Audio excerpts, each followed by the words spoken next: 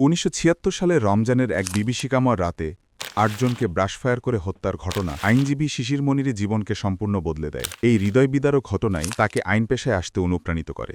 তার নিজের মুখ থেকে শোনা যাক সেই কাহিনী। এটা তারা দেখতে পায়। আইনজীবী হওয়ার পেছনের গল্পটা কি? কেন আসলে এত পেশা থাকতে?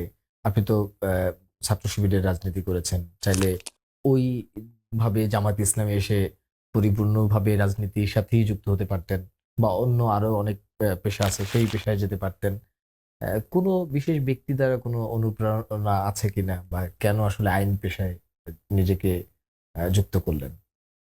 সত্যি কথা বলে দেই, আগে হয়তো এভাবে বলা হয়নি।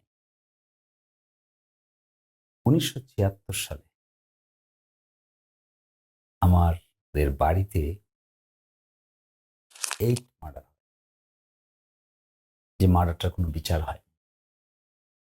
আমার বাবা, আমার মা, আমার দাদি, চাচা, ফুপু, তাদের কাছ থেকে আমরা এগুলো গল্প শুনেছি। কোন এক রমজানের রাতে তারা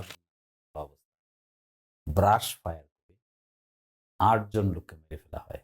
ওই অঞ্চলে এটা বড় ভালো করে পরিচিত 8 মার্ডার, এবং ওই মামলাটার বিচার হয়নি, আজ পর্যন্ত বিচার হয়নি, তদন্তও হয়। এটা আমরা গল্প শুনছি ছোটবেলায়, মনের ভিতরে এক ধরনের জেদ বোধ কাজ করত, আইনজীবী হতে হবে, আইন পেশায় যেতে হবে, এটা দেখতে হবে, এর শেষ কি এটা বুঝতে হবে। আমার একটা ফুপু ছিল,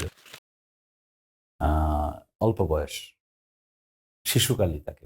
আমার এক চাচাতো দাদা ছিল, যিনি যার 2 পা, হাঁটতে পারতেন না, উনি হুইল চেয়ারে চলে হাঁটতেন। তখন তো হুইল চেয়ার ছিল না, হাতের উপর ভর করে হাঁটতেন।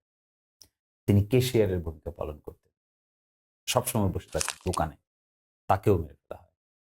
কারি মধুমিয়া নামে এক কারি সাহেব ছিলেন, আমার আরেক দাদা, তার বাড়ির উঠানে এক তারাবিন নামে এই ঘটনা ঘটে।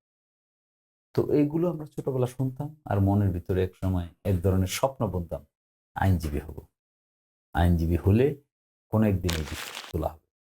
এরপরে যখন ঢাকা বিশ্ববিদ্যালয়ে অ্যাডমিশন টেস্ট দিলাম, আমার অ্যাডমিশন টেস্টের সিরিয়াল হলো 35।